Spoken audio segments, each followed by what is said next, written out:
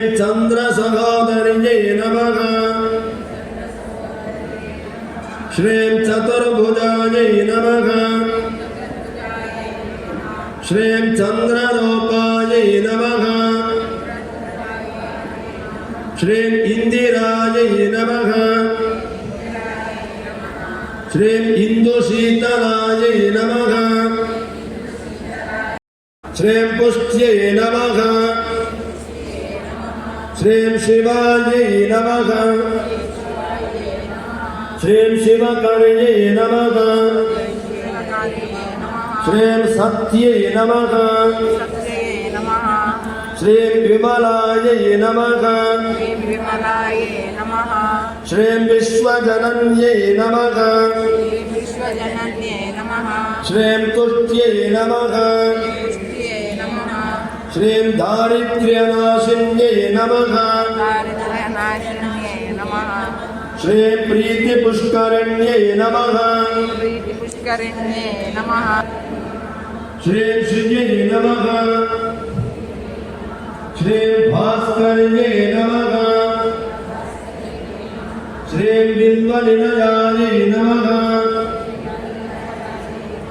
श्रीं वरारोहायै नमः।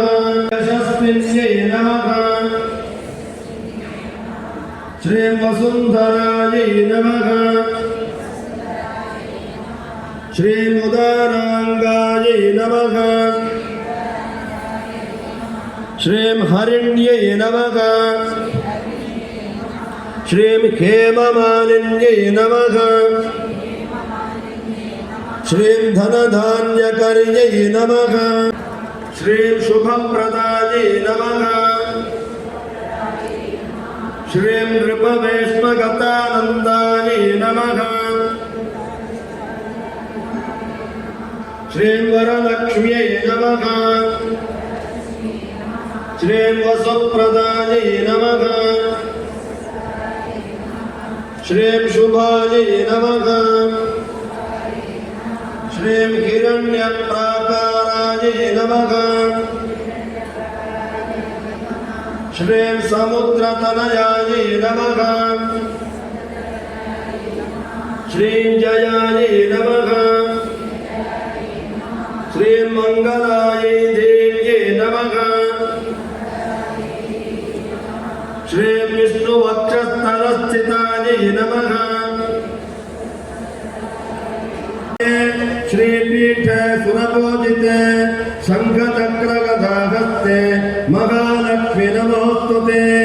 नमस्ते गरुडारूढे कोलासुरभयङ्करी सर्वपापहरे देवी महालक्ष्मी नमोस्तुते। सर्वज्ञे सर्ववरदे सर्वदुष्टभयङ्करी सर्वदुःखहरे देवी महालक्ष्मी नमोस्तुते। सिद्धिबुद्धिप्रदे देवी भुक्तिमुक्तिप्रदायिनी मंत्रमूर्ते सदा देवी महालक्ष्मी नमोस्तुते। ओम शांति शांति शांतिः। ओम योपां पुष्पं वेद पुष्पवान् प्रजावान् पशुवान् भवति। चंद्रभावा अपां पुष्पं पुष्पवान् प्रजावान् पशुवान् भवति।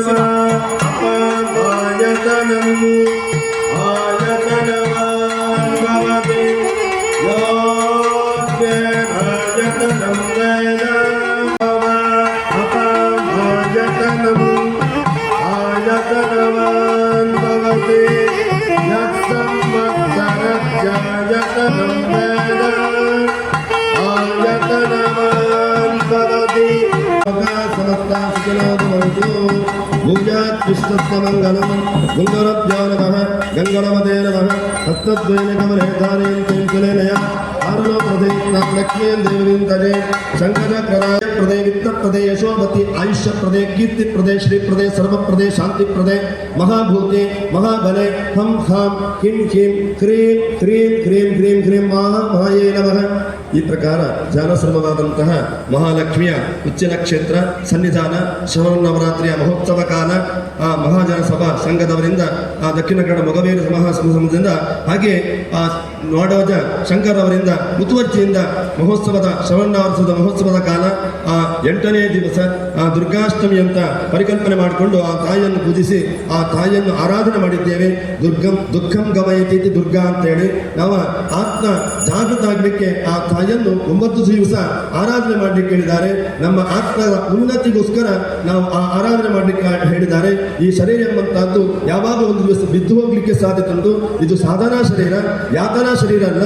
ಆದ್ರಿಂದ ಸಾಧನೆ ಮಾಡಲಿಕ್ಕೋಸ್ಕರ ಆ ತಾಯಿಯನ್ನು ಆರಾಧನೆ ಮಾಡಲಿಕ್ಕೆ ಹೇಳಿದ್ದಾರೆ. ಅದು ಕೂಡ ಇದು ಕೊರವ ಕಾಲ, ಅದು ಕೂಡ ಮುಸ್ಸಂಜೆಯ ಕಾಲ ಅಂತ ಹೇಳಿದ್ರೆ ಗೋಧೋಕ್ಲಿ ಲಗ್ನ ಅಂತ ಮದುವೆ ಆಗುವಂತ ಹೊತ್ತು ಅಂತ, ಅದು ಸುಮಂಗಲೆ ಮದುವೆ ಆಗುವಂತ ಅಂತ ಹೇಳಿದ್ರೆ ಅದು ಸುಮುಹೂರ್ತ ಕಾಲ ಅಂತ. ನವರಾತ್ರಿ ಎಂಬಂತಹದ್ದು ಯಾವಾಗಲೂ ಮುಹೂರ್ತ ಕಾಲವೇ.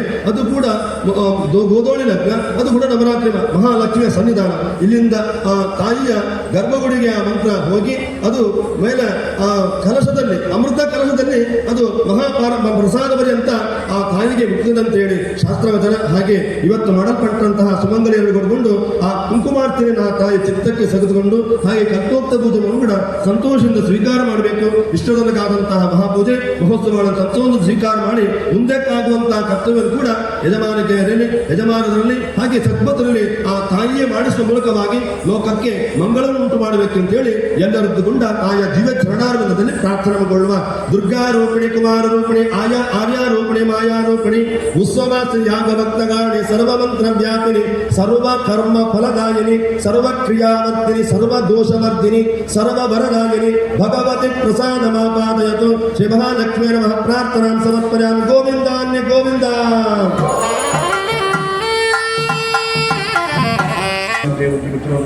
ಮಂಗಳಂ ಗರುಡಧ್ವಜ. ವಿಶೇಷವಾಗಿ ಇವತ್ತು ನಮ್ಮ ಅಧ್ಯಕ್ಷರ ಹೆಂಡತಿ ಬಂದಿದ್ದಾರೆ. ಅವರು ಕೂಡ ಅವರು ಬಹಳ ಅಪರೂಪ. ಆದ್ದರಿಂದ ದೇವರ ಸನ್ನಿಧಾನದಲ್ಲಿ ಬಂದು ಅವರು ಕೂಡ ಆಗಿದ್ದಾರೆ. ಹಾಗೆ ಎಲ್ಲ ಮಹಿಳೆಯರಿಗೆ ಕೂಡ ಇವತ್ತು ಮಾಡಲ್ಪಟ್ಟಂತಹ ಕುಂಕುಮಾರ್ಚನೆಯ ಪುಣ್ಯಫಲ ಪ್ರಾಪ್ತಿಯಾಗಲಿ. ಜ್ಞಾನ ಭಕ್ತಿ ಆಯುಷ್ಯ ಪೂರ್ಣ ಆರೋಗ್ಯ ಸಂತರಿ ಸಂಪತ್ತನ್ನು ಕೊಟ್ಟು ದೇವಿಗಳ